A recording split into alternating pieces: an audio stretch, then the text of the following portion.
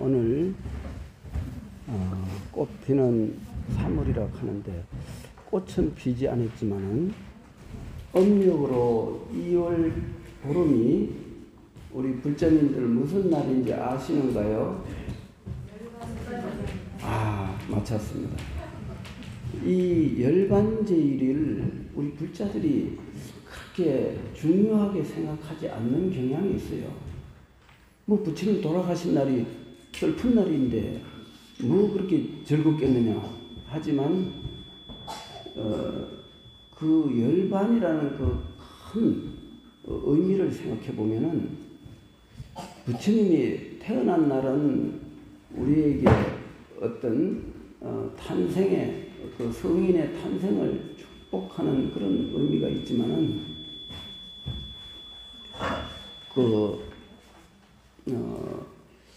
이 열반은 부처님이 80년 생애를 통해서 일체 중생을 구제한 그 큰 가르침을 마무리하는 날이기 때문에 굉장히 중요한 날입니다. 그래서 부처님이 8가지로 그 팔상성도라고 해서 8가지로 나눠서 이렇게 설명한 부분이 있죠. 우리는 부처님의 그 열반의 의미를 생각해야 될 그 2월달입니다. 그래서 내가 지난 2월 보름날 영주 대승사에서 열반제일에 대한 특별 법문을 했어요. 그래서 부처님이 오신 달이 4월 8일 또 탄생이고 12월 8일은 성도한 날이고 또 출가한 달이 2월 8일이지 않습니까? 다 8일로 되어 있어요. 왜 부처님이 오신 것이 8일일까요? 성도한 것도 도를 깨친 것은 완전 무교라는 경지에 올랐었다는 뜻인데도 8일입니다. 8일을 뭐라 그래요? 반달이라 그래요. 온달이 아니죠. 근데 2월 보름만은 보름달이에요. 왜 부처님이 그 둥근 보름달이 형청 밝은 밤에 열반을 하셨느냐? 우리가 이 의미를 생각해야 돼요. 그것은 반달은 아직 할 일이 남아있음을 말하는 거예요.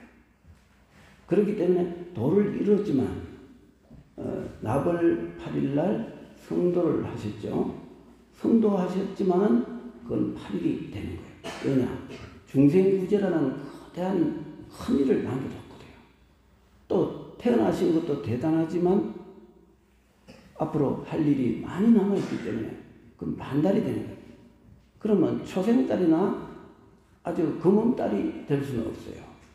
왜냐하면 그거는 깜깜한 밤은 중생의 경계거든요. 성인의 경계가 아니에요.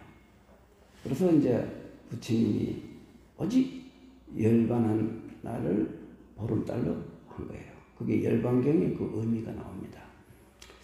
그래서 이렇게 부처님이 그 2월 보름날 둥근 그 보름달이 밝은 그 밤에 제자들을 그 축복 속에 열반에 드셨는데 나는 그 2월달 법문의 그 서시로서 지금 오늘 발표하는 원만 부족한 삶이라는 그 서시를 읽게 된 거죠.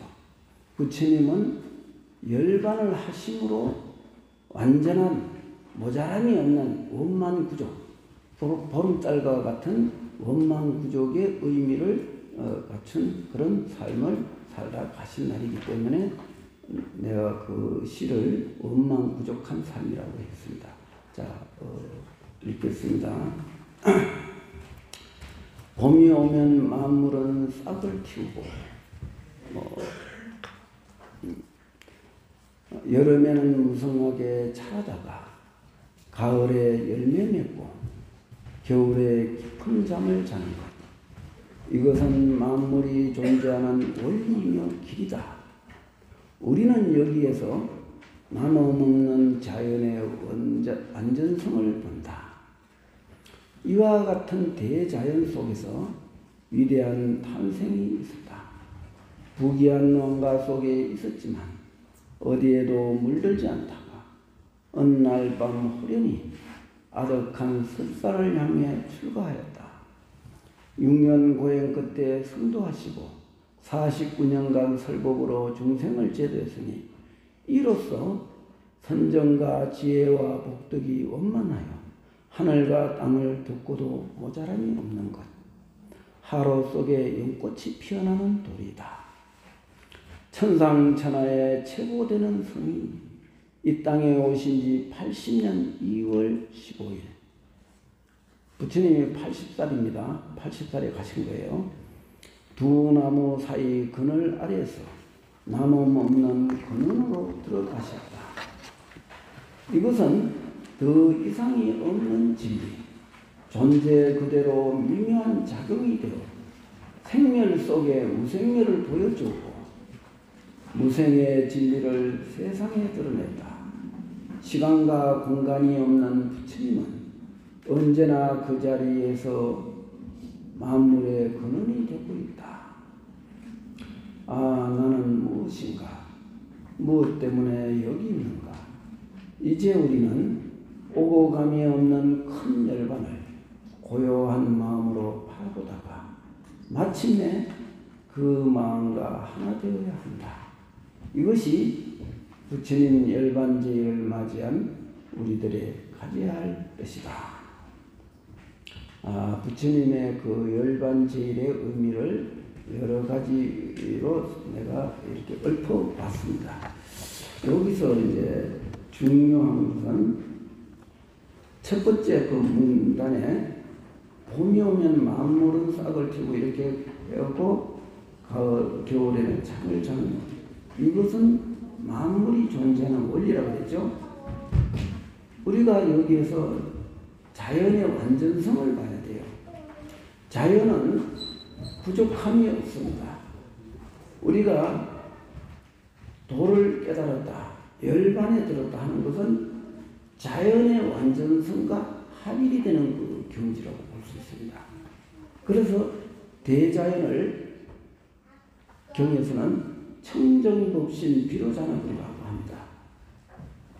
우리가 흔히 일반적으로 알기로는 모든 현상이 소멸된 텅 빈 자리, 텅 빈 공, 그것이 열반이라고 알고 있는데 어째서 나타나는 이 온갖 만물들이 있는 그대로 열반이라고 하는가? 왜 있는 그대로 청정법신이라고 하는가? 이렇게 의문을 가질 수가 있어요. 중생을 위해서 그렇게 말한 거예요. 도의 경계에서는 부처와 중생이 둘이 아닙니다. 둘이 아니기 때문에 현상 그대로 바로 공으로 보는 거죠. 공과 현상을 둘러보면 생멸이 일어나고 둘러보지 않으면 바로 열반이 되는 거죠. 그래서 열반이냐 생사냐 하는 것은 그것은 이치를 바로 보느냐 이치를 잘못 보느냐 하는 차이지 이치를 바로 보면은 누구나 다 완전한 존재예요. 완전치 못한 것은 완전치 못하다고 보는 중생의 견해만 그렇게 있을 뿐이에요. 그래서 중생의 견해는 실제하지 않는다. 그거는 헛개비와 같아서 바로 보는 즉시 원래 존재한 적이 없기 때문에 소멸되는 것도 없다. 이렇게 되는 거죠. 여기서 이제 부처님이 하늘과 땅을 듣고도 두 번째 문단이에요. 하루 속에 연꽃이 피어나는 돌이다. 하루는 뭡니까? 불을 담는 하루죠. 겨울철 시골에 옛날에 하루에다가 불을 담아서 그 방 안에 놔두지 않습니까? 그래서 거기서 뭐 여러 가지 구워 먹기도 하는데 그 하루 속에서 연꽃이 난다. 하루는 불이고 연꽃은 물이에요. 불 속에서 물을 만난다. 이건 어떻게 되는 겁니까? 바로 이것이 사사무예라는 거예요. 사사무예라는 것은 존재 그대로 진리라는 뜻이에요. 존재 그대로. 그렇기 때문에 이 존재 그대로 부처님이 일생을 사신 것은 바로 사사무예다. 이렇게 표현을 할 수 있는 거죠. 그런데 왜 이런 표현을 하느냐? 이렇게 하지 않으면 중생들이 상식적인 견해, 일반적인 견해로 불법을 분별하기 때문에 그 잘못된 분별을 깨뜨리기 위해서 이렇게 화로 속에 연꽃이다. 이렇게 표현하는 거죠. 그렇게 알고 보면 어려운 뜻은 아닌데 모르면 대단히 어려운 성구가 되죠. 이거는 성구입니다. 선어로서 한 말인데 이렇게 내가 조금 해설을 한 거예요. 왜냐하면 이 정도는 해설해도 괜찮아요. 그리고 이제 부처님이 남음 없는 근원으로 들어가셨다. 무의를 하염없다. 함이 없다. 이미 찌꺼기가 없는 대열반을 말한다. 이런 뜻이죠. 시강 세 번째 문단에 시간과 공간이 없는 부처님은 이렇게 해놨어요. 부처님에게 시간이 있습니까? 없지요. 공간도 없는 거예요. 시간과 공간이 존재하지 않음을 보는 게 바른 견해고, 시간과 공간을 분별하는 것은 중생이에요. 중생이냐 부처냐 하는 것은 시간과 공간에 속박된 그 경계 안에서 그 착각 속에서 살아가는 것이 중생이라는 거죠. 사람들은 그러죠. 과거도 있고 현재도 있고 미래도 있다. 과거가 있기에 현재가 있고 현재가 있기에 미래가 있는데 어째서 시간이 존재하지 않는다 하느냐. 이렇게 말합니다. 그리고 시방 우주 법계가 그대로 존재하고 큰 물건과 작은 물이 따로 있고 큰 바다가 왜 한 방울 물속으로 들어가는 도리를 말하겠느냐. 큰 바다가 작은 물방울이 큰 바다 속으로 들어가는 건 상식적으로 우리가 이해가 되는데 태평양 같은 큰 바다가 한 방울 물속으로 들어갔어요. 그게 믿겠습니까? 그게 사사무예의 도리예요. 중생들은 크다 적다 또 시간이 과거다 미래다 하는 이 시간과 공간적 개념에서 벗어나지 못하기 때문에 견해가 바르지를 못해요. 보고 듣는 경계가 전부 생멸윤회하는 법일 뿐이라. 진리는 그런 차원을 완전히 벗어나 있어요. 그런 그 이원적 그 분별 경계를 벗어나지 않고는 진리에 대해서 한 발짝도 디딜 수 없어요. 그러면 우리 불자들은 어떻게 해야 되겠어요? 바로 부처님의 이런 시간과 공간을 벗어난 그 위대한 그 경계가 사사무예고 이사무예라는 그 이치를 우리가 믿으면 돼요. 그걸 의심하면 문제가 생겨요. 왜 문제가 생기느냐? 그 사람이 공부해가고 견해가 잘못 날 수도 있어요. 그리고 엉뚱한 소리예요. 엉뚱한 소리가 어떤 엉뚱한 소리냐?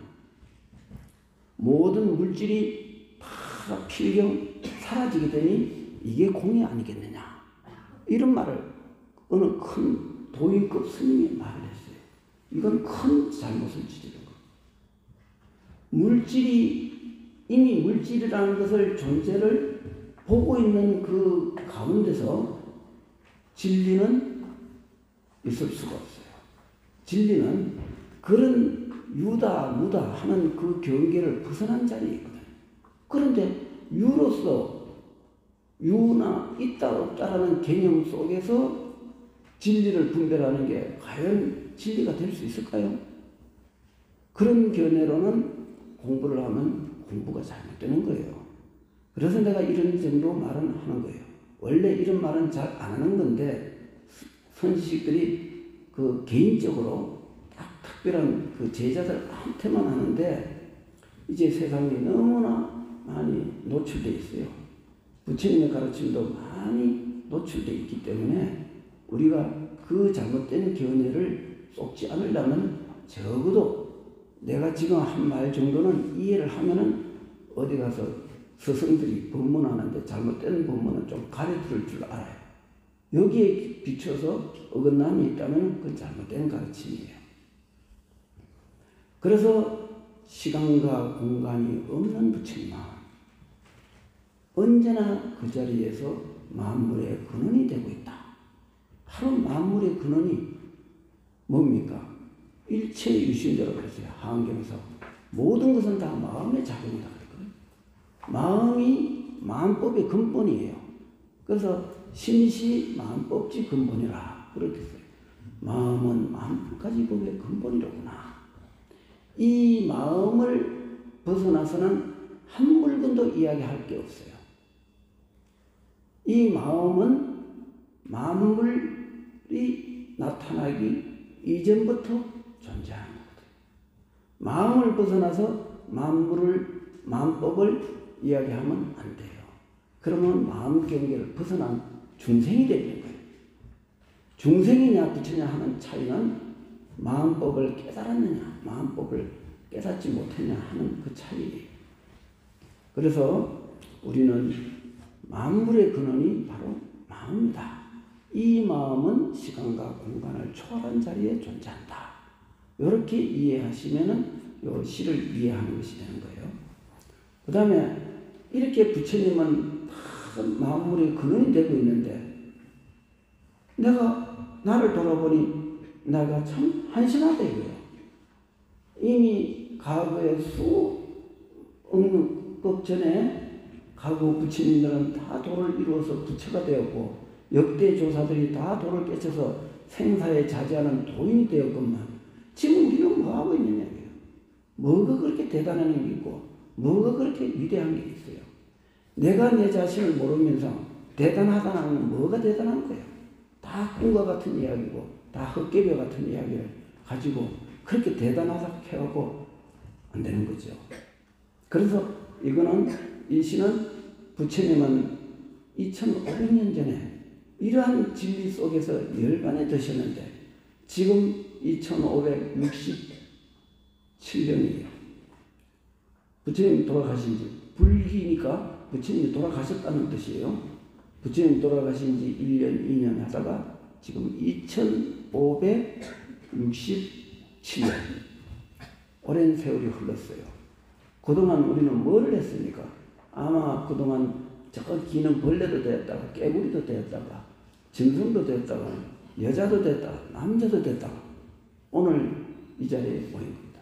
그나마 우리는 전생에 그래도 불법과 인연이 있어서 이 태백산 골짜까지 오신 겁니다. 그래서 나는 내 자신을 한번 돌이켜본 거죠. 아, 나는 무엇인가? 무엇 때문에 내가 이 자리에까지 오게 됐는가? 이거를 생각해 본 거죠. 스스로 내 자신을 반성하는 글입니다.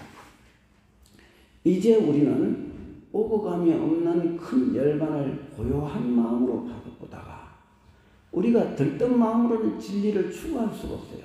좀 더 고요해야 되고 좀 더 진지해야 되고 좀 더 내 자신을 면밀히 살펴보는 그런 지혜를 갖고 있어야 돼요. 그게 필요합니다. 그러한 마음으로 우리 자신을 살펴보면은 마침내 부처님의 열반과 같은 열반 묘심이라 열반의 묘한 마음, 그게 바로 상락 아정이에요. 열반의 그 마음은 변함이 없으니 무량수라 시간이 없으니 바로 항상한 것이고 그 낙, 그것은 항상 즐거운 것이다. 고통이 없다. 그래서 낙이라 즐거울 낙자.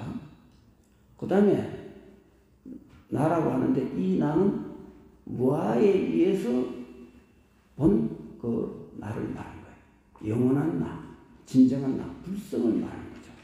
그래서 상락, 나자, 나다. 여기서 나라는 분명히 무아의 나예요.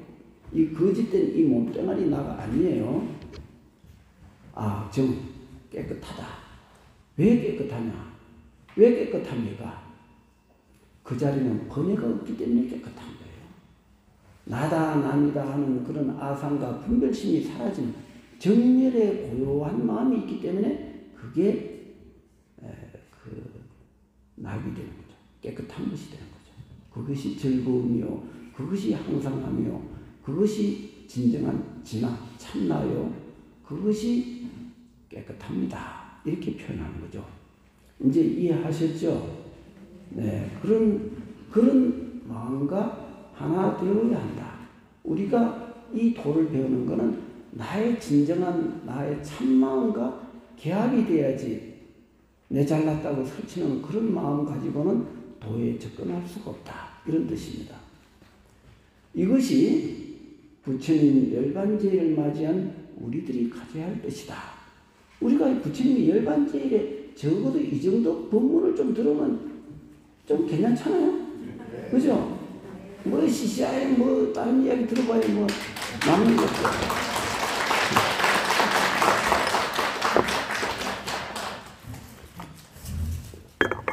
이거 법문 이게 벌써 30분이 지나갔습니다. 이거 이제 시간 좀 아껴야 되겠네요.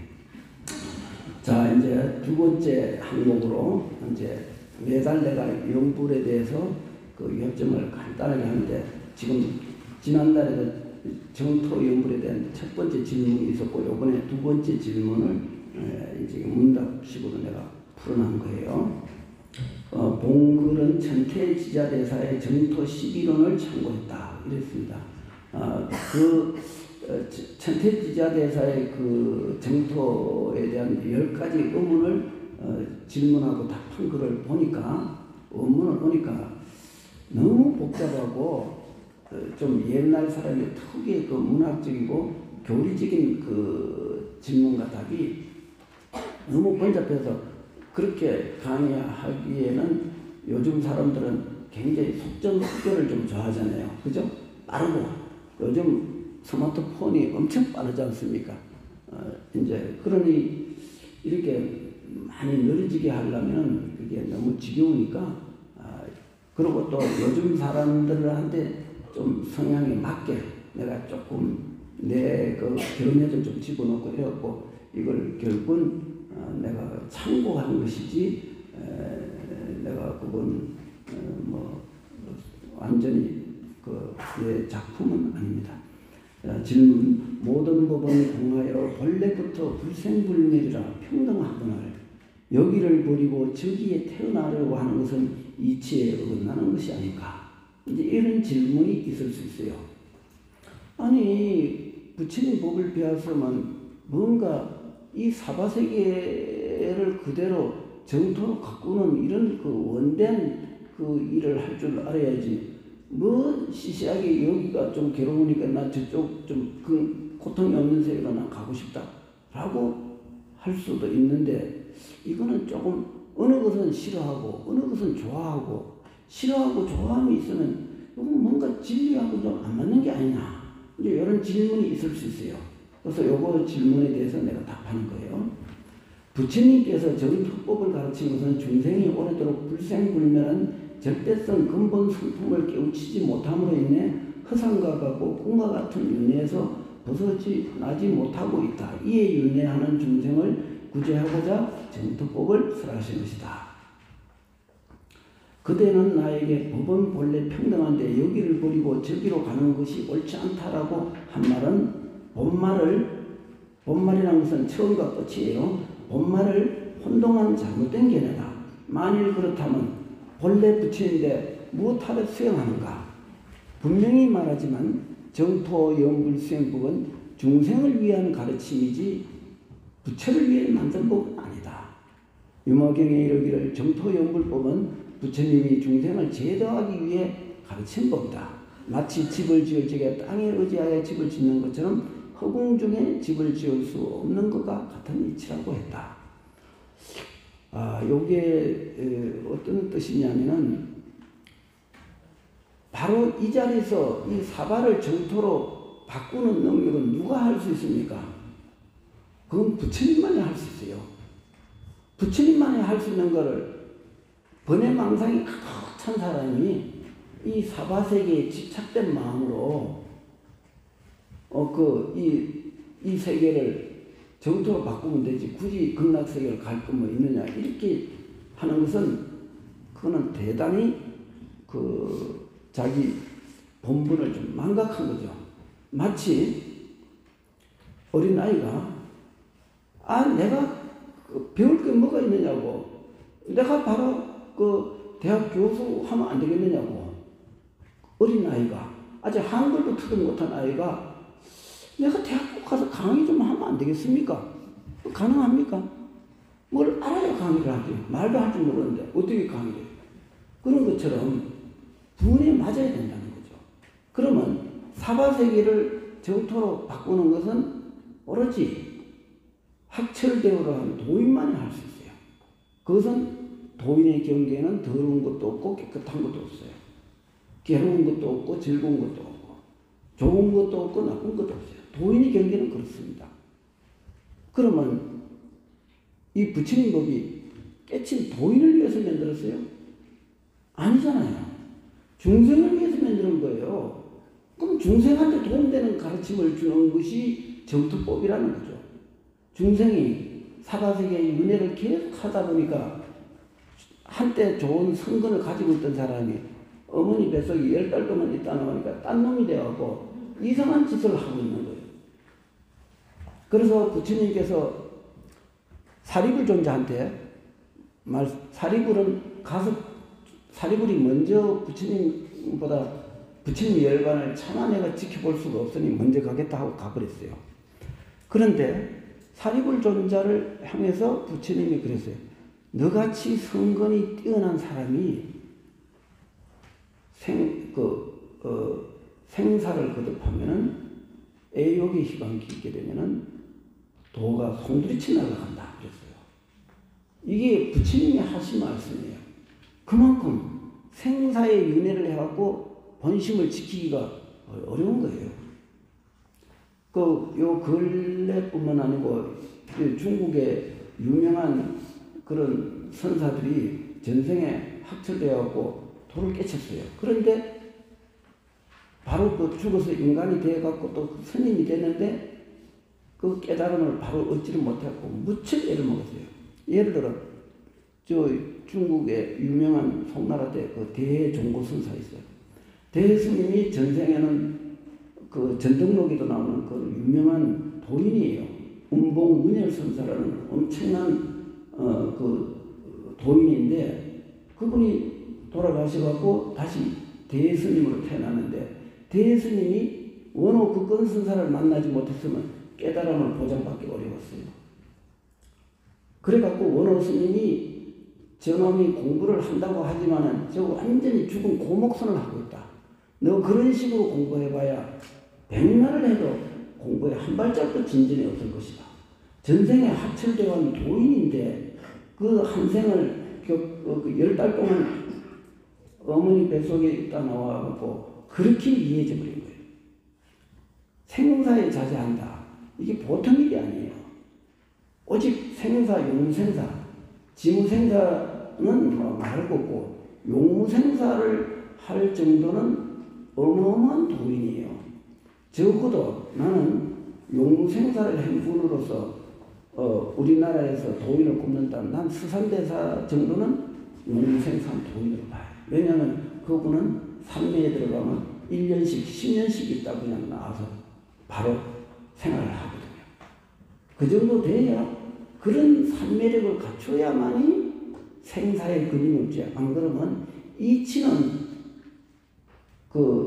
지무생사, 이치는 단박에 깨달음이 있을 수 있지만은 산매력을 갖추지 않으면 생사에 자제가 안 돼요. 그래서 생사에 자제하지 않는다면은 그 깨달음도 깊지는 않아요. 도인같이 말을 하나 도인은 아니에요. 왜? 번뇌가 일어나거든. 그러니 스스로 자신의 그런 길을 잘 살펴서 깨치지도 못했는데 깨쳤다고 아상을 지기면 그거 다음 생에 비참한 값을 받아요. 우리는 자기 본분을 알아야 돼요. 내가 스스로 수행이 어느 정도인지 그 자기 본분을 알아서 수행을 할 적에 그 결과는 좋은 결과가 되지만은 조금 공부해갖고 알았다고 해갖고 도인으로 타고 함부로 행동하다가 마구니 소굴로 떨어진 데가 수도 없이 많아요. 그래서 우리는 부처님의 가르침을 근본을 잘 이해하면은 바른 견해를 가질 수 있고 바른 견해를 가지고 우리가 공부를 하면 공부가 조금 빨라요. 말하자면 모르고 하는 공부와 알고 하는 공부는 차이가 있습니다. 내가 그 뜻을 가르치기 위해서 이렇게 강의하는 거죠. 그래서 우리는 정토연불이라는 것은 중생을 위해서 가르칩니다. 도인을 위해서 한 게 아니다. 그랬어요. 그 다음에 두 번째 질문. 법은 본래 유심정토 자성미타인데 밖으로 정토를 구하는 것은 마음 밖의 부처를 찾는 것과 같으니 이것은 잘못된 일이 아닌가. 이거 승객들이 쉽게 질문하는 부분이에요. 이 마음이 정토고 이 마음이 아미타불인데 무슨 이 마음을 떠나서 무슨 부처를 밖으로 찾고 있느냐. 이렇게 따지면서 마음 밖에 정토를 구하고 마음 밖에 부처를 찾는 이게 잘못된 공부 아니냐. 이렇게 말합니다. 그런데 마음 밖에 부처를 찾지 마음 밖에 부처를 찾으라고 한 적은 없어요. 언제 부처님이 마음 밖에 부처를 찾으라고 그랬어요? 이 마음이 부처라는 말은 했어도 정토 삼부경 가운데 아미타 무량수경에 나와요. 시신시불이다. 이 마음이 곧 이 부처다. 시신시불. 그게 마주스님이 말한 적심적불과 같은 뜻이에요. 마음이 곧 부처다 하니까 시신시불은 글자만 다르죠. 그러면 적심적불이 어디서 나오느냐? 시신시불에서 나왔어요.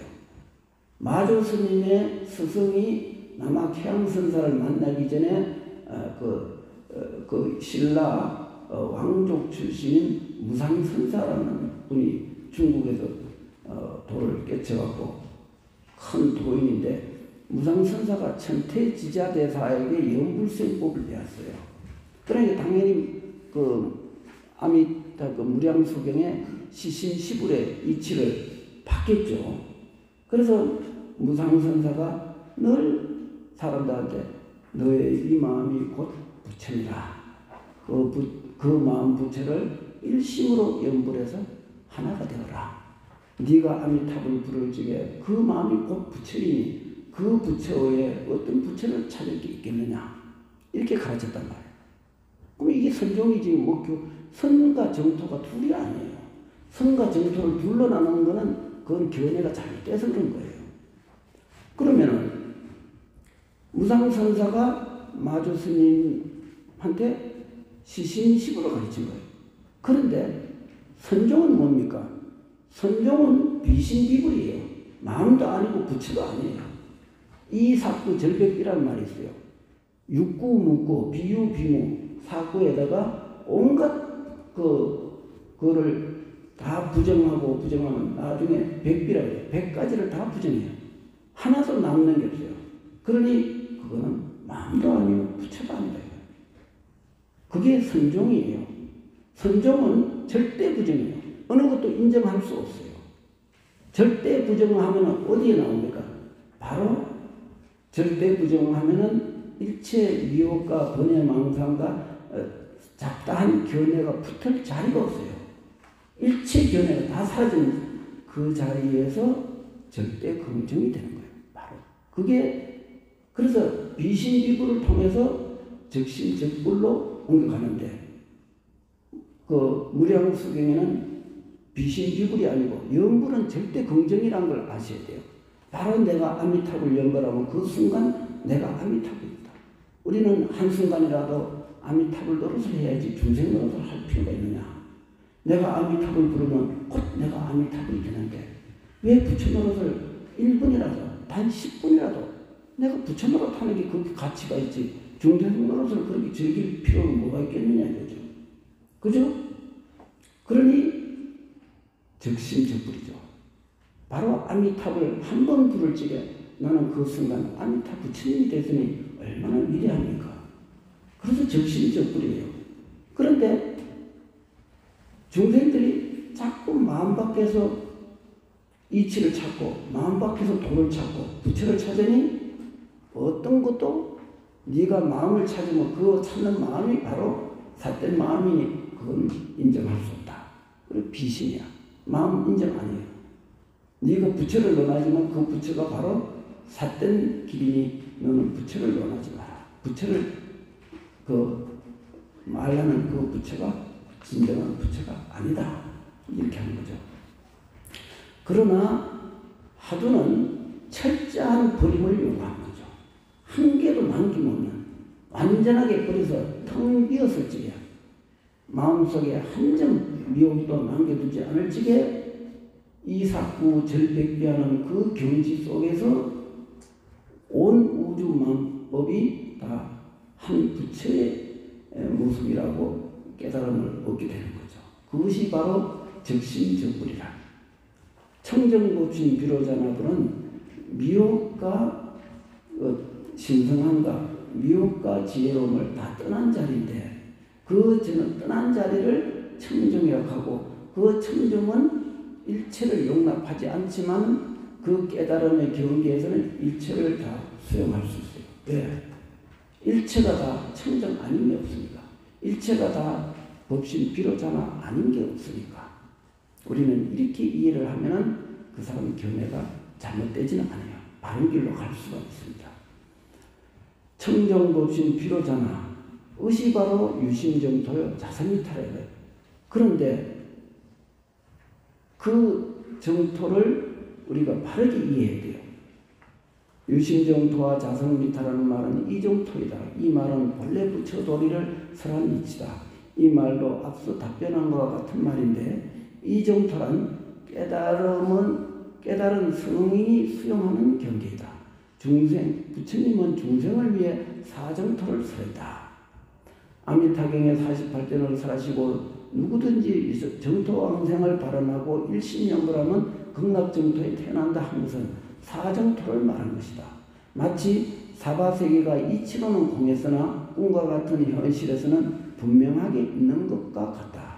다만 사바세계는 물질로 이루어졌고 극락세계는 아미타불의 원력 정토이므로 정신적 세계이므로 현실 생활에서 떡과 같이 자유롭고 수명이 한량없으면 생사에 윤회하는 일이 없다고 하는 것이다. 그러나 높은 차원에서 연불선을 닦으려면 이 정토를 이해하는 바탕 위에서 사정토의 왕생을 발언하고 연불선을 닦는다면 그 수행은 일치월장하며 선과 연불이 일치하여 수행의 깊이가 생겨나 마침내 극락세계 구품연대 가운데 상품연대에 태어나게 된다. 그렇습니다.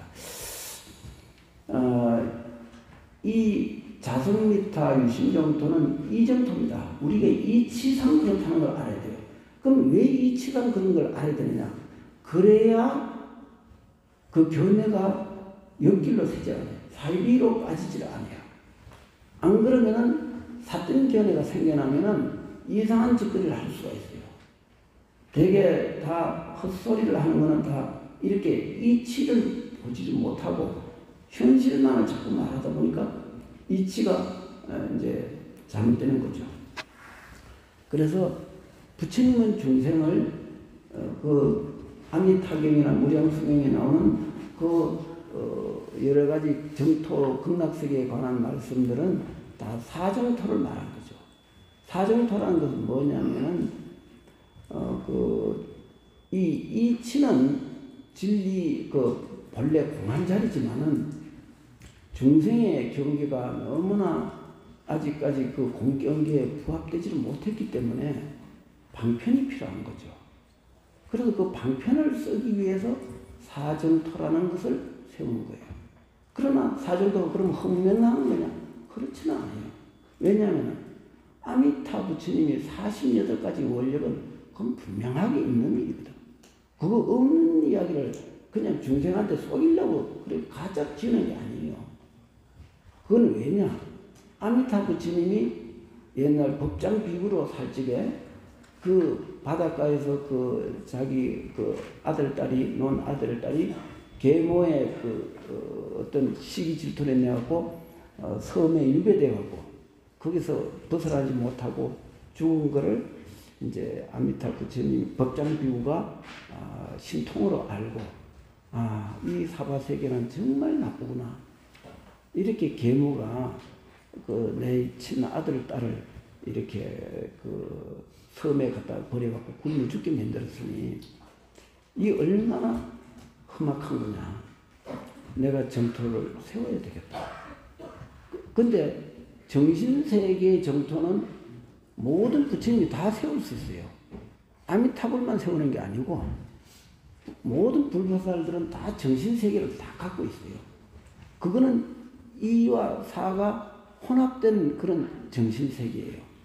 이와 사가 혼합됐으니 그것은 이치로 보면은 어느 그 공간을 초월했으니 어느 공간이 없어요. 극락세계가 이쪽 서쪽으로 10만원 국토 밖에 있다고 한 것은 사정토를 말한 거예요. 이 정토에서는 유심정토라고 그랬잖아요. 이 마음이 꼭 부처라고 그랬어요. 정토를 어떻게 멀리서 찾아요? 바로 이 마음 속에서 아미타 부처님의 48가지 원력을 다 수용할 수가 있어요. 그것이 바로 이사무예라고 그래요. 이치와 현실이 걸림이 없다. 걸림이 있으면 그건 도가 아니에요. 도는 이치와 현실이 걸림이 없는 거예요. 걸림이 있는 건 도가 아니에요. 무엇이든지. 어느 누가 말을 할 적에 부처님 진리를 말할 적에 이치는 이렇고 사는 이렇다 해갖고 그게 양분된 그거를 한다면 말하는 사람이 있다면 그건 잘못된 말이에요. 그런 사람은 이치에도 걸리고 사에도 걸리고 그럼 이사가 무예가 아니라 이사에 걸림이 있어서 그 사람은 생사윤회를 못 벗어나요. 이제 우리는 이사무예라는 차원에서 이정토와 사정토를 볼 줄 알아야 돼요. 그런 차원에서 내 연불법문을 들어야지 그렇지 않으면은 자꾸 엉뚱한 소리를 하게 되고 말도 안 되는 이상한 논리를 쓰게 된단 말이에요. 그래서 내가 말하는 것은 그 이정토와 사정토가 걸림이 없는 경계, 이사무예가 되므로 사사무예가 자동으로 따라가요. 이사무예가 따로 있고 사사무예가 따로 있는 게 아니에요. 이사무예가 되므로 사사무예가 되는 거예요. 사사무예라는 것은 현실에서 걸림이 없다 이런 뜻이고 이사무예는 이치와 그 현실만 걸림없는 게 아니라 이사무예가 되지 않으면 사사무예가 안 돼요. 그렇기 때문에 예를 들어 아까 내가 말했죠. 큰 태평양 바닷물이 한 방울 물속으로 들어간다. 이게 현실만 갖고 그 이해가 되겠습니까? 안 되죠. 근데 이사무예 차원에서 보면 그게 다 맞는 말이에요. 그러니 이사무예가 이루어져야 사사무예가 된다 이 뜻이신 거죠. 이해가 되죠? 그래서 우리는 이런 그 이사무예 차원에서 바른 견해를 가지고 정토 수행 연불법을 봐야 연불선이 이해가 되는 거예요. 연불선이 이해를 돼야 내가 그랬죠?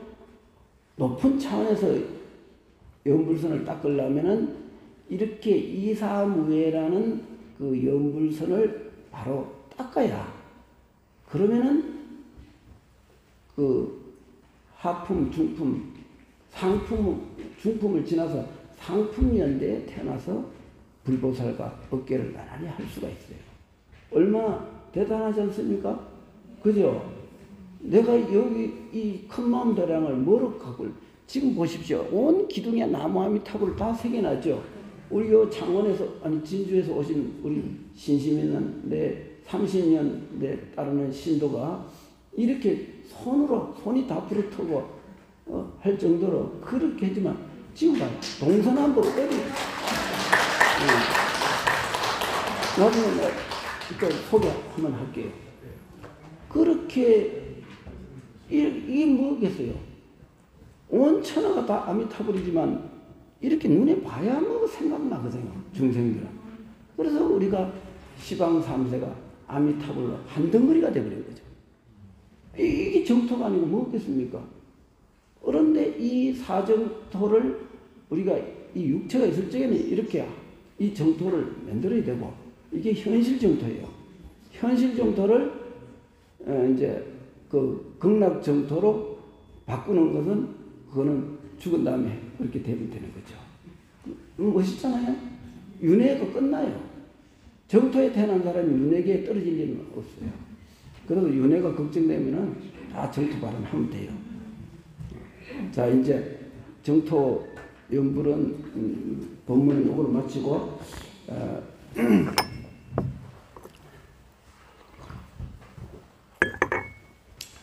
요번 지난달에는 그 신신명 강의를 했습니다. 신신명은 정말 수행자에게 그 안목을 바로잡아주는 큰 역할을 하기 때문에 그 소중하고 정말 어마어마하게 중요한 조사 법문이 참 많지만은 나는 신신명을 능가하는 법문은 없다고 보는 입장이에요. 그래서 그 신신명 가르침이 내가 수행하는데 많은 도움이 됐기 때문에 내가 내 경험을 살려서 우리 신도님들한테 내가 그래. 지금 신신명 나온 그 책들이 참 많은데 내가 여러 책들을 보니까 좀 오역도 많고 좀 그렇더라고요.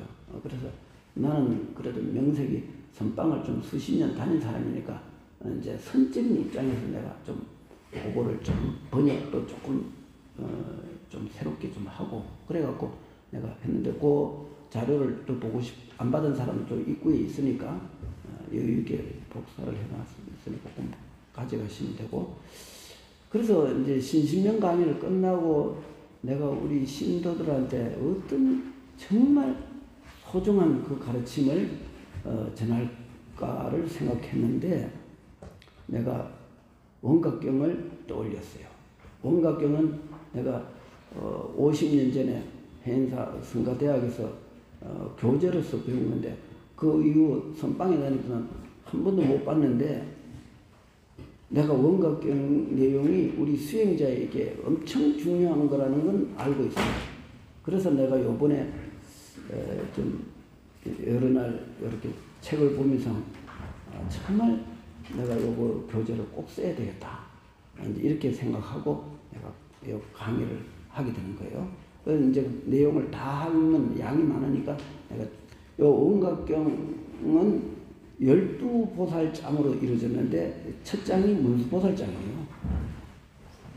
이와 같이 나는 들었다 한때 부처님께서 신통대강명장이라는 삼매에 드시니 이것은 일체열애께서 강명으로 장함된 경지며 모든 중생들이 원래 청정한 바탕에서 몸과 마음이 정렬하고 평등한 자리가 시방에 가득하여 둘 아닌 경계에서 모든 정토가 나타났다. 이 원각경은 이 서문부터가 매우 신기로워요. 다른 거는 뭐 서론이 좀 길잖아요. 건강경험에 해도 뭐 한참 수보리 부자 이자 이렇게 하고 서론이 좀 있는데 이건 바로 본론이 나와요. 엄청 빨라요. 자, 봐요. 부처님이 모든 중생들의 본래 청정한 바탕에서 모든 중생들의 본래 청정이 뭡니까? 그게 바로 불성이죠. 그 불성의 바탕에서 몸과 마음이 정멸하고 평등한 자리가 시방에 가득하여 둘 아닌 경계에서 모든 정토가 나타났다. 그랬어요. 둘 아닌 경계가 아니고는 정토가 될 수가 없죠. 선과 악이 있는 데서 정토가 되겠습니까? 안 되죠. 중생과 부처가 있는 곳에 정토가 있겠습니까? 없죠. 안 되죠. 그래서 부처도 중생도 선도 악도 열반도 생사도 끊어진 자리에 정토가 있다. 이렇게 됩니다. 그 정토라는 것은 바로 이정토요, 사정토요, 다 정토가 되는 겁니다. 반야신경에 보면 색과 공이 둘이 아니다. 색즉 시공, 공즉 시색이라고 그랬죠. 그러면 색과 공이 둘이 아니면 어떻게 되는 겁니까? 색 그대로 공이 되는 거죠. 색 그대로 공이고, 그렇다고 해서 우리가 현재 나타나는 이 모든 현상들이 이게 공이라고 하는 것이냐? 그렇습니다. 공입니다. 알고 보면 공이에요. 모르면 이게 색이에요. 알면은 이 모든 이 순간에 나타났다 사라지는 것까지 다 공이에요.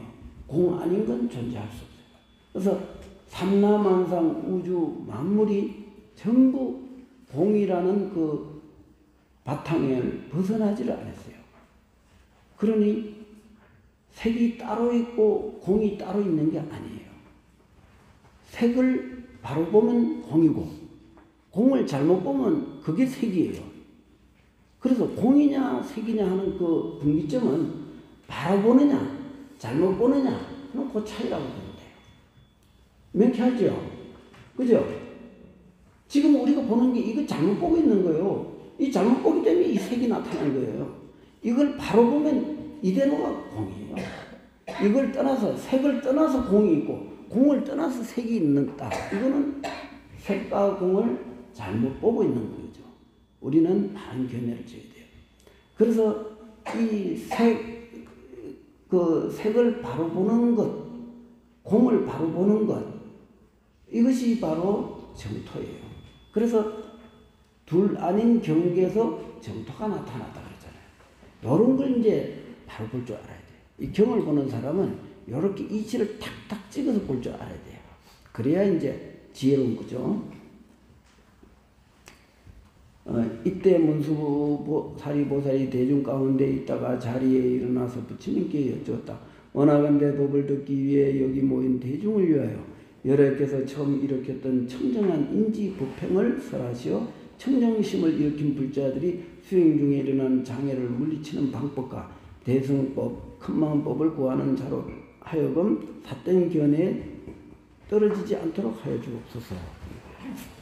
요거는 이제 인지법행이라는 것은 부처님이 처음 근본에 의하여 닦아가는 수행법. 그러니까 불성의 바탕에서 닦는 수행이 어떻게 했는지를 질문한 거예요. 문수보살이. 상당히 질문이 중요한 질문을 한 거예요. 오당했지. 여러께서 이러시기를 너희들은 지금 자세히 들으라. 선남자여 여기 최상의 법문이 있으니 이름을 원각이라 하느니라. 모든 청정한 진여와 보리열반이 이로부터 흘러나 바람일과 더불어 보살을 가르치느니라. 모든 여러께서 본래 인지에서 일어나 모두 청정한 깨달음의 상을 두루 비춤에 의지하여 무명을 영원히 끊고 불도를 이루었다 그랬어요. 이거는 바로 이제 보리열반 모든 청정한 진여와 보리열반이 이로부터 이제 일어났다. 어디서 일어났냐? 바로 원각이라는 원각은 둥글 원자자 깨달을 각자. 둥근 깨달음. 모자람이 없다. 마치 둥근 보름달이 원만 부족한 의미를 갖고 있듯이 그 깨달음이 모자람이 없냐. 부처님의 원만한 깨달음의 바탕에서 일체 무명이 끊어졌다. 그 무명이 끊어지니까 또 원만한 깨달음이 되겠죠. 그러면 무명이란 무엇인가? 모든 중생은 무엇이래로 가지가지 전도되어 미혹한 사람이 동서남북 사방을 혼동하는 것과 같나니 지수화풍 사대를 자신의 모습으로 망령되이 인정하고 육진으로 인해 형성된 그림자를 자기의 마음이라 여기느니라. 비유하자면 저 눈병 걸린 자가 허공 중에 나타난 꽃을 보고 달이라 하는 것과 같다. 허공에 실제 꽃이 없지만 눈병 걸린 사람은 망령되이 집착하느니라. 이러한 집착으로 말미암아 허공을 잘못 알았을 뿐만 아니라 실제 꽃이 나온 곳까지도 착각한 것과 같다. 이처럼 중생들이 생사윤회하는 것도 착각으로 생겨났기에 이것을 문명이라 하느니라. 이게 여러 가지 말이 있는데 여기서 허공 중에 우리가 눈을 막 심하게 막 비벼봐요. 그리고 눈을 번쩍 뜨면 허공이 번쩍번쩍 보이는 게 있어요. 아주 찬란한 빛이 보입니다. 근데 그게 실제 있는 건가요? 내가 병이 나갖고 허공을 잘못 본 거지 허공에는 원래 그런 번쩍거리는 게 없어요. 내 눈병이 났을지만 그렇게 착각하고 있는 거거든. 그러니 중생들이 이 착각으로 보는 것을 문명이라고 한다. 요 말 뜻은 그런 뜻이에요. 때문에 문명이라는 것도 사실 실체가 있는 것은 아니지만 꿈꾸는 사람, 여기서 위에서 뭐냐면은 또 요 하나 또 일이 있어요. 눈병 난 사람이 그 허공에 꽃이 있는 것만 보는 그 잘못이 있는 게 아니라 그 눈병이 허공에 있는 그 허공마저도 잘 모르고 있다는 뜻이 되는 거예요. 그러니 이제 여기 그런 뜻이에요. 그만 허공이 실제 꽃이 나오는 그까지가 바로 허공을 말하는 거예요. 그 자리도 모르고 있다는 뜻이 되는 거예요. 때문에 문명이라는 것도 사실 실체가 있는 것은 아니지만 꿈꾸는 사람이 꿈속에서는 있는 듯 하나 깨고 나면 없는 것과 같다. 마치 허공에 많은 꽃이 사라지지만 사라진 곳이 따로 없듯이 모든 중생이 생겨남이 없는 가운데 망연대의 생매를 봄으로 인해 생사인내가 실제적으로 있다고 한다.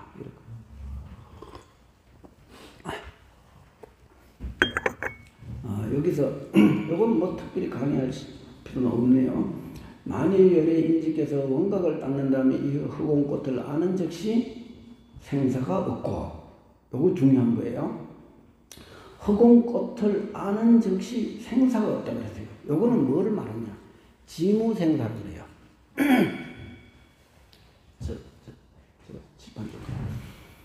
지무생사라는 것은 생사 없음을 아는 단계. 요게 아주 중요한 이야기예요. 허공꽃을 아는 즉시 생사가 없다고 그랬어요. 그렇죠? 그게 지무생사죠. 생사가 없잖아요. 여기서 지금 주님이 내 이 문수보살장에서 가장 내가 아주 눈이 번쩍 뜨는 장이에요. 이거 굉장히 중요한 장이에요. 그래서 이 생사 없음을 안다. 이게 굉장히 이거 뭐 일반적으로는 뭐 별거 아니겠지만 그러면 생사 없음을 아는 단계가 어떤 단계일까요? 생사가 본래 실제하지 않는데 우리의 착각으로 존재한다는 사실을 역력하게 그 남의 말을 듣고 아는 게 아니라 실제적으로 그 수행을 통해서 첫 번째 견처가 날 때가 지무생사 견처예요. 초견성 소위 말하는 거죠.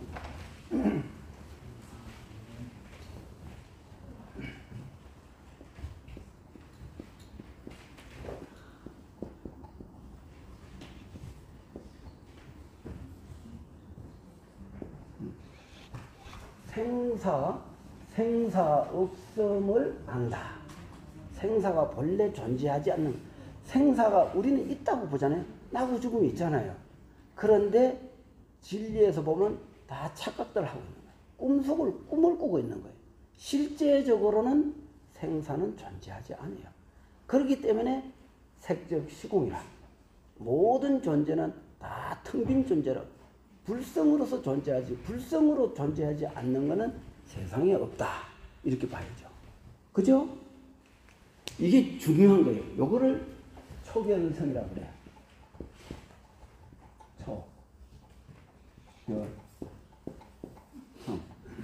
처음으로 내 성품 자리에 묘한 이치를 봤다. 이런 뜻이에요. 요게 선방에 앉아서 정말 목숨 걸고 한 100일만 진짜 죽기 살기로 완전히 내 죽어도 이 공부하다 죽어도 좋다 생각하고 죽기 살기로 공부하면 여기에 열려요. 여기 열립니다. 그런데 근기가 하열한 사람은 한 달 만이면 나가 떨어져요.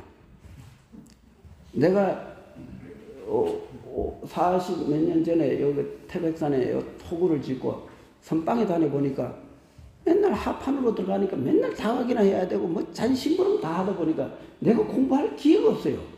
내가 도 닦으러 왔지 내가 선방에서 대중들을 시봉하러 온 건 아니거든. 나 그래도 내가 19살에 선방에 뛰어들어갈 적에는 나는 넉넉 잡아 내가 10년, 30 안에는 내 인생 문제를 해결하겠다는 원대한 꿈을 갖고 들어갔는데 내가 그 선방에 앉아갖고 찻잔이나 씻고 뭐 다각이나 하고 앉아있을 째가 아니거든. 난 좀 상당히 좀 아주 그 좀 꿈이 좀 컸죠. 그래서 통도사 극락하면 첫째를 살 적에 내가 전부 다각을 그때 80명 대중이 사는데 10명을 다각을 뽑더라고요. 근데 나는 나이도 19살이고 이제 선방에 강원은 졸업했다 하지만 선방은 첫째니까 당연히 다각을 봐야죠. 온 대중이 다각을 뽑겠습니다. 지원자는 손 드십시오. 다 드는데 한 사람이 아직 자리가 없어갖고 전부 나를 집중해서 다 쳐서 딱 눈 감고 딱 하겠어. 요지부동이 안 나. 내가 여기서 이 정도는 내가 좀 얼굴에 철판을 깔고 살아야지. 딱 버티고 있었지. 끝까지 그 한 사람이 좀 부족한데 그 말색 끝에 앉은 사람이 좀 해야 되는 거 아니냐고. 누군가가 해야 되는 일이라면 해야 되는 거 아니냐고. 나 속으로 그랬죠. 나는 스님들하고 달라. 나는 내 목숨 걸고 온 사람이야. 내 여기서 이렇게 어영부영 뭐 좀 여유가 있는 사람이 해도 좋은데 나는 그럴 여유가 없어. 내가 언제 죽을지도 모르고 난 빨리 살았을 때 도 닦고 붙여줘야 되는데 내가 이거 뭐 오자마자 내 다각이나 볼 체질은 아니라고. 딱 끝까지 하니까 아무도 못 시키대. 와, 독하게 생겼거든. 그래갖고 내가 이제 뒤에 정통 소변통 청소가 나오대. 그래서 나 변소 청소하겠다. 왜냐면 그거는 하루에 한 번만 청소 딱 하고 나면은 종일 신경 안 쓰고 하거든. 그게 제일 공부하는 데 도움 되는 거예요. 좀 지저분하긴 하지만 뭐 내인데 불구부정이니까 별로 그건 신경 안 써. 그래갖고 변소 청소를 자원을 했더니 나이도 어린 사람이 변소 청소는 그거는 좀 제법 공부가 익은 사람이 하는 자리인데 그 더러움을 초월해야 되는데 그거 되겠느냐고. 괜찮습니다. 난 그게 내인데 맞을 것 같습니다. 그랬더니 그러면은 정통 변소 통식관 청소 2명, 소변관 청소 2명 나와야 되는데 내보고 그러면 소변관만 청소하라고 그러더라고요. 대변은 안 된다고 그러더라고요. 그거는 또 무거운 걸 좀 들어야 되는데 내가 보기 체력이 좀 약해 보여갖고 그래서 하기도 그래갖고 내가 그거로 이제 한 철을 그래갖고 진짜 열심히 했어요. 석 달 만에 상기가 나가고 머리가 뽀개질 것 같더니 왠지 하도를 제대로 들지도 못하고 마상 계속 온 인상을 써가면서 하는데 이 머리가 뽀개지지 않게 그러다 미쳐요. 잘못하면. 그래서 이제 결국은 이래서는 안 되겠다. 내가 대중에서는 도저히 이래갖고는 대중들하고 말 섞고 먹는 거 찾고 이러니 이거는 내 공부가 길이 아니다 해갖고 선방에 다닌 지 3년 만에 태백산에 요후에 토구를 지은 거예요. 그래서 내가 여기서 10년 동안 내가 밖에 안 나가고 굶어 죽든 말든 내가 이 공부를 해마치겠다. 독한 마음으로. 그래서 낮에 밥 한 그릇, 반찬 없이 물 한 그릇, 밥 한 그릇. 그러고 아침 저녁으로는 물만 먹고 그렇게 100일씩도 그러니까 피골이 상집해서 죽기 일부 직전까지 몰렸죠. 그런데 엄청 즐거워. 왜냐하면 이 세상에 나만큼 고행한 사람 없으니까 내가 최고잖아요. 이제 그래갖고 열심히 했는데 이게 기진맥진이라는 말을 내가 그때 들어봤어. 더 이상 해볼 길이 없는 거예요. 이게 의욕만으로 되는 게 아니라는 걸 내가 그때 알은 거죠. 이 공부랑은 다 순서가 있고, 왜냐면 요즘 생각하면 마음이 쉬어야 되는데 이렇게 공부해갖고 이루겠다는 야망을 가지고 그렇게 맹렬을 밀어붙이는데 이 몸뚱아리 버티겠어요? 그러니까 그렇게 해갖고 버티지 못하고 3년 만에 여기 토굴에서 첫 번째 이제 뭐 폐잔병처럼 그냥 별로 성공도 없이 그냥 쓸쓸하게 물러나갖고 또 뭐 딴 데로 막 가고 뭐 그러다가 이제 여기서 나와갖고 이제 덕유산 토굴로 갔죠.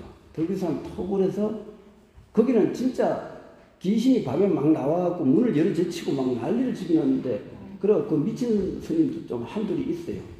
그런데 그 사람이 막 도저히 막 귀신이 밤에 하도 설쳐서 못 견디겠다 그러나 그래? 그러면 거기야말로 내가 갈 만한 곳이구나. 그러면 내가 거기 가서 진짜 매일 아침에 새벽에 도랑석하고 그리고 귀신들을 위해서 내가 낮에 밥 한 그릇 먹을 적에 밥 떠갖고 영가들 배고픈 영가들 많이 먹으라고 염불해주고 그래서 그런지 귀신이 울지를 않더라고. 소리를 안 내. 그러더니 노장님이 수담이 문제가 생겼다고 수담 들어오라고 난리를 친 바람에 이제 내일 가려고 내가 보따리를 딱 싸놓고 있는데 밤 12시 돼서 귀신 소리 들었어요. 막 아련하게 우는데 소리가 우는 소리가 들리더라고. 그러면서 막 울더라고. 이제 떠나니까 이제 자기는 밥 못 얻어먹으니까. 근데 귀신들 그 구에서 못 벗어나거든. 그러니까 내가 주위에 먹는 건데 내가 이제 그래서 그때 거기서 내가 공부가 좀 한 단계 올라갔어요. 그때 살림살이가 상당히 내 도움이 많이 됐어요. 그 뒤로는 어디 가서 선지식들 법문을 알아듣는 단계는 됐죠. 그리고 또 분별도 할 수 있고. 그러니까 그때가 31살이에요. 31살에 그때 내가 공부. 그래서 요즘 뭐 이렇게 강의하는 것도 다 그때 당시 공부의 힘이 좀 있었기에 하지 그런 게 없이 되겠습니까? 그런데 어쨌든 지무생사는 생사가 본래 존재할 수 없다는 그 이치를 역력하게 아는 단계. 그거를 이제 도노라 그래요. 그런데 점수가 있죠? 닦을 게 있는 거예요. 왜? 학철되고 아니니까. 그러면 그렇게 이치상 아는 거와 그거를 성철 스님이 해오라 그랬는데 깨달아서 아는 게 아니라 이제 알아서 깨달은 거 해오 알해자 깨달을 자 알아서 책을 통해서 봤든 뭐 수행을 통해서 알든 알아서 깨달은 거다. 그런데 그 해오에도 단계가 있어요. 한 번 깨달았을 적에 크게 깨달은 사람이 있고 조금 깨달은 사람이 있고 그 차이가 있어요. 그래서 나는 조금 좀 낮게 깨달은 거죠. 그 차이는 있어요. 그 해오. 이제 그런데 이 허공꽃을 아는 즉시 생사가 없고 그렇지 않습니까? 지무생사니까 생사에 끄달릴 몸과 마음도 없느니라. 생사에서 벗어난다는 것은 있는 것을 억지로 없다는 것이 아니라 본래 성품이 없는 까닭이며 또 무엇을 안다는 것도 허공과 같고 허공을 본다는 것도 허공꽃일 뿐이다. 때문에 있음과 없음을 모두 버릴 때 청정한 깨달음에 부합될 수 있다. 청정한 깨달음이 정각이에요. 그러면은 있고 없음을 모두 버릴 때 여기 중요한 대목이에요. 있고 없음을 모두 버렸다는 것은 뭐겠어요? 정덕을 한 거예요. 그것을 정무생사를 해요. 생사 없음을 아는 게 아니라 정덕했다. 정무생사.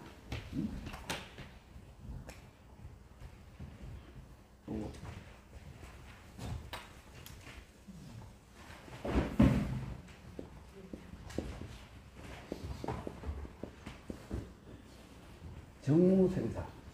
생사 없음을 정덕했다. 체달했다.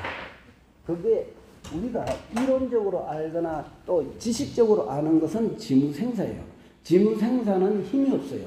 번뇌가 일어날 수도 있고 또 생사에 떨어질 수도 있고 또 죽었다가 다시 태어나면 다 까먹어버려요. 아는 거 하나도 없어요. 왜냐하면 그거는 비록 아리아식의 어느 정도 그런 깨달음의 경계가 좀 저장되긴 하지만 그것이 생사를 태어나면서 또 다 까먹어요. 그래서 그거는 오래 못 가요. 정무생사만이 이제 확실한 거예요. 생사 없음을 정득해야 돼요. 그러기 위해서 뭘 해야 돼요? 닦아야죠.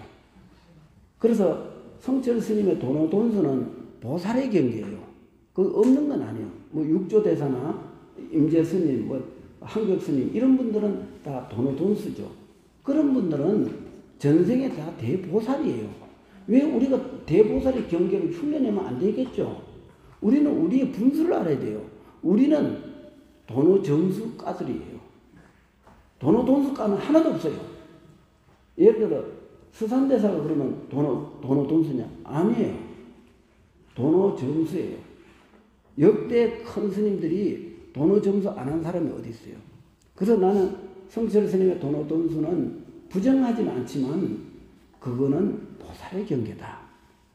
보통 일반 대중은 그냥 닦아야 돼요. 닦아서 깨달으면 얻지 모든 천연석가와 자연미력은 없다 그랬어요. 석가모니 부처님도 3대 아성지국을 닦아서 부처가 됐지 언제 뭐 호륜이 어쩌다 보면 뭐 아니 육륜고행 없이 새벽별을 보고 우리도 새벽별 보지 뭐 새벽별이 뭐예요? 금성이에요. 금성. 밝게 빛나는 태양과 가장 가까운 거리에 있는 그 온도가 500도까지 올라가요. 거기도. 그래서 만물이 존재할 수도 없는 자리인데 그게 새벽에 빛나는 거예요. 그 별을 보고 깨친 거예요. 부처님은. 그런데 우리는 그 별을 아무리 쳐다봐도 깨치지 못하잖아요. 육륜고행이라는 고행이 다 어느 정도 과정이 필요했고 그 누구든지 이렇게 닦지 않고 자연미력이 있겠습니까? 하기야 자연미력이 있죠. 이 모든 게 다 자연미력이지 않습니까? 선, 바위, 부는 바람, 하늘의 흰 구름 다 이게 미력이죠. 미력뿐만 아니라 이게 다 부처들이죠.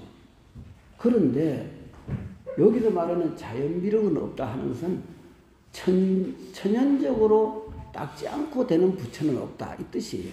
누구든지 닦아야 된다. 그런데 성철 스님께서 도노돈수를 주장하는 이유가 또 하나 있어요. 어줍잖게 깨쳐갖고 깨쳤다고 설치는 사람들이 불교를 망치니까 확철한 내외명철, 안까박, 안은 뭐겠어요? 우리 마음짜리고 바깥은 뭐예요? 미혹, 육근의식으로 분별하는 이 경계를 말해요. 바깥 육근의식은 안이빛을 신, 이거는 육근 경계예요. 그건 바깥 경계예요. 우리 아리아식 제8, 70까지도 바깥 경계예요. 80만이 안 경계예요. 80이 맑아지기 위해서는 어떻게 해야 돼요? 철저하게 우리가 마음이 맑아져야 돼요. 공부가 돼갖고 안에 그 미혹된 3세 6주의 미세망상이 다 소멸돼야 돼요. 그러려면 어떻게 돼요? 내외명철. 안까박이 명철했을 적에 그걸 깨달으면 그건 맞죠.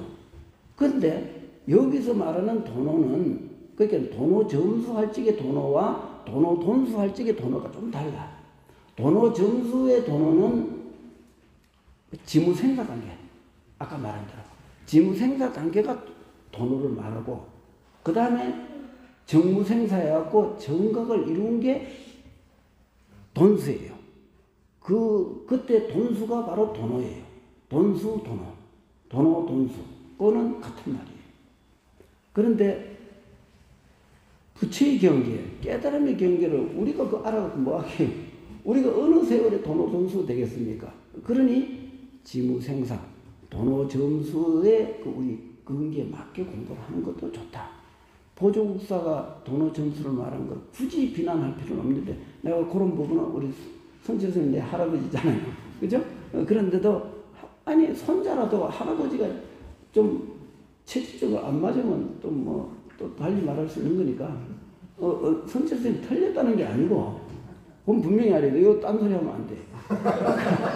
성철 스님은 훌륭하시죠. 내 할아버지 큰 스님이니까. 그런데 도노돈수는 대근기한테 적용되는 법문이다. 그리고 또 하나 성철 스님의 그 주장하는 거에서 또 눈여겨봐야 할 부분은 깨치지도 못해도 나는 도노했다고 설치지 마라. 그거는 다 해오다. 그러니 거기에 쏙지 마라. 자기에게 속지 마라. 그렇게 가르쳤죠? 그 자기에게 속지 마라는 책도 나왔어요. 성실순책. 그러니 내가 깨쳤다고 착각하지 마라 이거죠. 우린 그 정도만 알면 됩니다. 왜냐하면 그것이 허공의 본래 성품이기 때문이며 항상 움직이지 않기 때문이며 열애장에서는 일어나고 소멸됨이 없기 때문이며 무엇을 안다거나 보는 바가 없기 때문이며 법계의 성품은 구경만 하고 시방에 편만하기 때문에 이것을 이름하여 인지법행이라 합니다. 보살은 이에 의지하여 대등보부와 청정심을 일으킨 것이며 말세 중생들도 여기에 의지하여 수행하면 삿된 견해에 빠지지 않는 것이다. 그랬거든요. 우리가 이 인지법행 요거를 눈여겨봐야 돼요. 바로 본래 청정한 그 바탕에서 그 성품의 그 길을 가는 것이다.